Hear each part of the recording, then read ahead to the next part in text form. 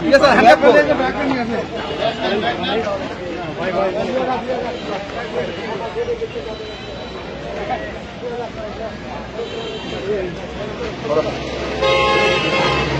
Sir আমি ওখানে driver পাইছি পায়ে সবাই দিয়ে দিচ্ছি বাকি খবর আমরা কম দিলাম তো বললেন না দেখো বাবা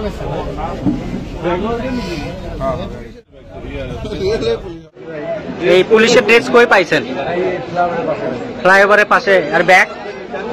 ব্যাগই পাইছি আমি ওখানে শুয়েছিলাম। আচ্ছা, ছিল কি ব্যাগ ছিল?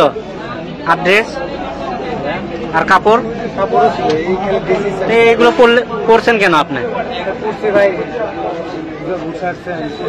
জামা উঠছিস কে? মানে কি শখ ছিল আপনার পুলিশ হওয়া? আপনার নাম কি? জি রিপন হাসান। বাড়ি? আমার নাম বাসা কোথায়? কোথায় এখানে মানে কি কোথায়? পূর্ব পালসা। পূর্ব পালসা।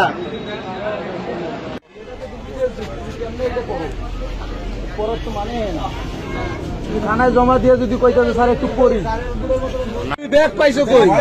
মলমপাটি আমাকে ঘুম পাড়াই দিছিল। আরে আমি বলতে ব্যাগটা কই? ব্যাগ পাইছো তুই কবি না? হ্যাঁ ঠিক ঠিক। না লাগে পাঁচটা না না তুমি সত্যি কথা বল। নওগাঁ থেকে ফোন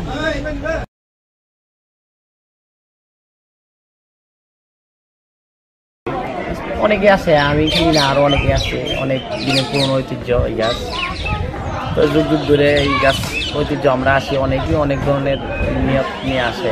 দেখা গেছে যে এই নিয়ত হাসিল হয়, অনেকের হয়, এই বিশ্বাসে সবাই আসে, আমরাও আসি।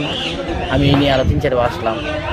আমাদের বিভিন্ন এলাকা, দূর দূর এলাকা থেকে লোক আসে। কেউ কয় 500 বছর, কেউ কয় 300 বছর। আমরা মনে করি যে বাপ দাদার আমল থেকে দেখে আইতেছি যে গাছটা যে এরকমই। আমরাও কবাহি না যে কত বছর হয়েছে। নারায়ণখোলা গ্রাম আমাদের ঐতিহ্য একজন বেশিমূল গাছ। অনেক দূর দূরান্ত থেকে এই গাছটা জনপ্রিয়। সবাই এই গাছটাকে অনেক বিদেশি দেশ বিদেশে অনেক পরিচিত, তাই আমরা এখানে সবাই ঘুরতে আসছি। গাছের তো পয়লা বৈশাখে লোক সংখ্যা বাড়ি। গাছের লোক মনে করেন বছরে বছরে বহুত লোক হয়।